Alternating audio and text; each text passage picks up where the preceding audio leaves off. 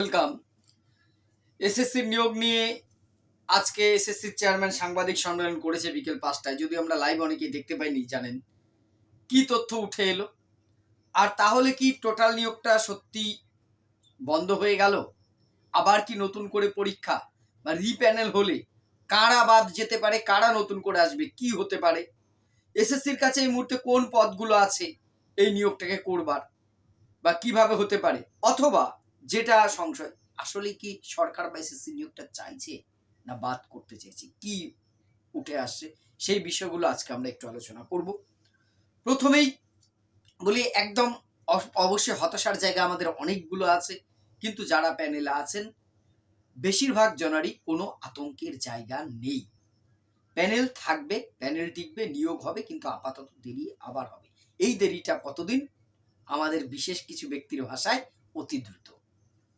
অতি দ্রুত শব্দটা এখন দেরির ডেফিনেশনই হয়তো বোঝায় আমাদের কাছে। যাই হোক, আজকে যে বিষয়গুলো এসএসসি চেয়ারম্যান সাংবাদিক সম্মেলনে জানিয়েছেন, তার প্রথম যেটা, যে আপাতত কাউন্সেলিং এর যে নোটিশ ছিল, সেই নোটিশটা, নতুন কাউন্সেলিং এর নোটিশটা 10 তারিখ আসার কথা ছিল, আসেওনি। কাউন্সেলিং আপাতত বন্ধ থাকছে। আমি যখন ভিডিওটা করছি তখনও নোটিশ আসেনি, হয়তো আপনি যখন ভিডিওটা দেখছেন ততক্ষণে এসএসসির ওয়েবসাইটে হয়তো নোটিশ চলে এসছে। কাউন্সেলিংটাও কিন্তু আপাতত স্থগিত হচ্ছে। কাউন্সেলিং কাদের হচ্ছিল? একাদশ দ্বাদশ স্তরের। সেই কাউন্সেলিং যে যাদের হয়ে আছে তাদের থাকবে, কিন্তু বাকি কাউন্সেলিং আপাতত হচ্ছে না। কেন হচ্ছে না, কি হচ্ছে, সেটা আসছে। রেকমেন্ডেশন যারা পেয়েছেন, অর্থাৎ কাউন্সেলিং হয়ে গেছে বহু সাবজেক্টের, আপনারা জানেন 21টা সাবজেক্টের কাউন্সেলিং হয়ে গেছে, তারা রেকমেন্ডেশন লেটার পেয়ে গেছেন, কোন স্কুল তারা চুজ করেছে, কোথায় যোগদান করবেন সেই সব তাদের রেডি। তারা কিন্তু এই মুহূর্তে অ্যাপয়েন্টমেন্ট লেটারটা পাচ্ছেন না, যোগদান করতে পারছেন না। এসএসসি কি করবে? লয়ারদের সাথে তারা পরামর্শ করবে।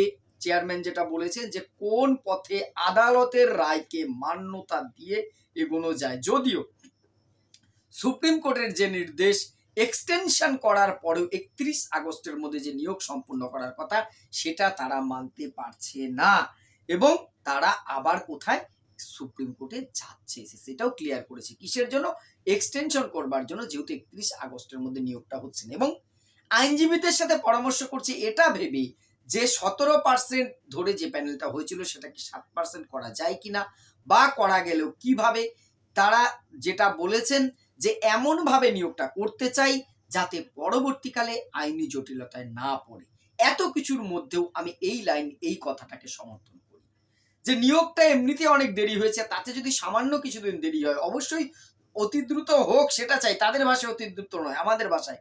কিন্তু আইনি মার প্যাচে যেন আবার কোনো শিক্ষক শিক্ষিকাকে ভবিষ্যতে চাকরি পাওয়ার পরে চাকরি হারাতে না হয়, অথবা চাকরি পাওয়ার পরেও রাতে নিশ্চিন্তে ঘুম হচ্ছে না, এই কোনো রায় আসে কিনা সেটা মিটিয়ে আইনি পরামর্শ নিয়ে ভবিষ্যতে জটিলতা না হয় সেটা দেখার কথা বলেছেন।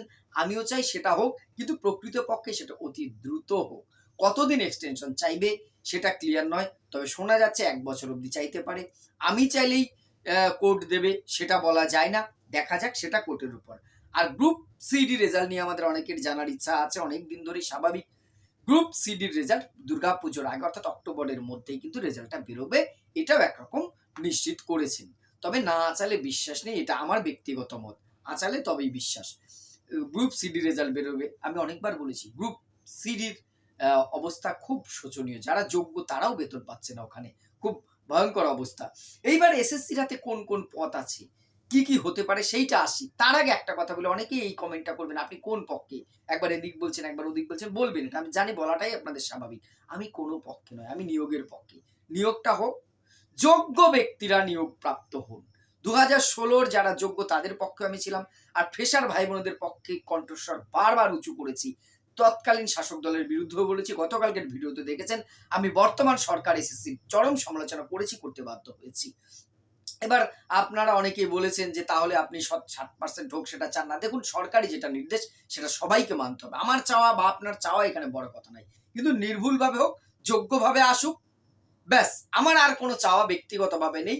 যারা শিক্ষক শিক্ষিকা হবার তারা বিদ্যালয়ের ছাত্রদের পড়াক, এইটা সুস্থভাবে মিটুক। এসএলএসটি 3, 4 প্রতি বছর দুর্গাপূজার মতন এসএসসি পরীক্ষাটা হোক, ছেলে মেয়েদের মুখে হাসি ফুটুক, উচ্চশিক্ষার শিক্ষিত ছেলেমেয়েরা স্কুলে যাক, যারা শিক্ষকতার পেশাটাকে স্বপ্ন দেখেছেন। না হলে এইরকম চললে ভবিষ্যতে কেউ আর যাই হোক সন্তানকে শিক্ষক হওয়ার স্বপ্ন দেখাবে না। কোনো একটা ছেলে মেয়ে, ভালো ছেলে মেয়ে স্কুলে পড়াশোনা করা অবস্থায় তারা শিক্ষক হতে চাইবেন না, সেটা শিক্ষার জন্য খুব খারাপ হবে। আমি এই পক্ষে, আর কিছু নয়। এবার আসছি যে কোন কোন পদ। প্রথমত যেটা হতে পারে, স্কুল সার্ভিস কমিশন কি করতে পারে, আবার নতুন করে রিপ্যানেল। এবার এখানেই প্রশ্ন, স্যার তাহলে রিপ্যানেল মানে কি টোটাল আমরা যারা এসছি, যতজন এখানে এসছি তারা বাদ পড়ে যাব? না, ওবিসি যে ক্যাটাগরিটা আছে সেটাই রিপ্যানেল হতে পারে।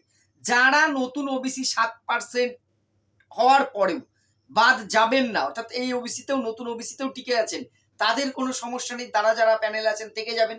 এইবার যারা ওবিসি যে বাদ গেছে সেই ক্যাটাগরির মধ্যে যদি পড়েন, তারা যদি কাট অফে টিকে যান তারা থাকবেন, সম্ভাবনা বলছি, কিন্তু এটাই হবে আমি বলছি না, নেগেটিভ ভাবে নেবেন না কেউ। তারা হয়তো বাদ পড়ে যাবেন, সেই জায়গার জন্য কি হবে, সেই পরবর্তী কাট অফ নেমে যাবে ওবিসি, সেখান থেকে আসবে কি জেনারেল থেকে অনেকে আবার এই ভ্যাকান্সিটা তো তখন জেনারেল কনভার্ট হয়ে যাবে খুব স্বাভাবিকভাবে 10%, সেটা কিন্তু জেনারেল থেকে ছেলেমেয়েরা আসবে। এবার এখানে প্রশ্ন, তাহলে কি আবার নতুন করে, আমি 11-12 এর কথা আগে বলছি, যেহেতু প্যানেলটা পুরো রেডি হয়ে গেছে, ওয়েটিং থেকেই শুধু ডাকবে না নতুন করে ডাকবে?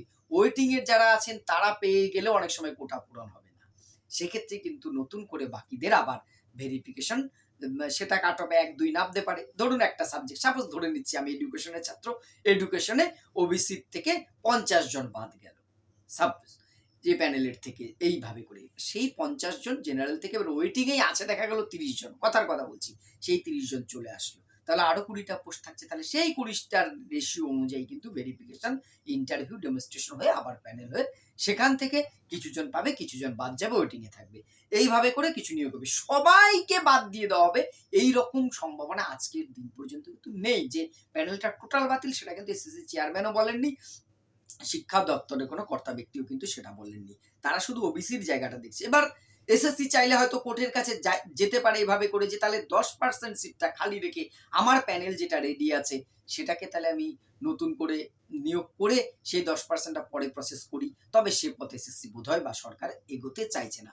সেটা করলে কিন্তু নিয়োগটা তড়িঘড়ি হতো, বাকিটা পরে করতে পারতো। নবম দশমের ক্ষেত্রে যেহেতু এখনো ডকুমেন্টস ভেরিফিকেশনই চলছে, ফলে পরবর্তীতে যাদের ওই কাট অফে যদি এই ক্যাটাগরির কেউ না টেকেন সে বাদ যাবে, তারপরের কাট অফ থেকে যে আসছে, যে র্যাঙ্ক যে আছে সে ডাক পাবে। এইভাবে করে কিন্তু প্রসেসটা এগোবে। 10% বাকি রেখে, ফাঁকা রেখে এসএসসি চাইলে কিন্তু নিয়োগটা হয়তো করতে পারতো কোর্টের অনুমতি সাপেক্ষে, কিন্তু সেটা কিন্তু এসএসসি করছে না বা করার কোনো উদ্দেশ্য নেই। এবার যদি একেবারে সব নতুন করে করতে যায় তাহলে তো সে পরীক্ষা থেকে শুরু করতে হবে, সেটা হয়তো করাটা জটিলতা। সেটা যদি করার উদ্যোগ নেয় তাহলে তো খুব দীর্ঘ থেকে দীর্ঘতর সময় হয়ে যাবে। আমি কালকে বলেছিলাম 26-এর জায়গায় 36 হয়ে গেল, সেক্ষেত্রে অবাক হব না।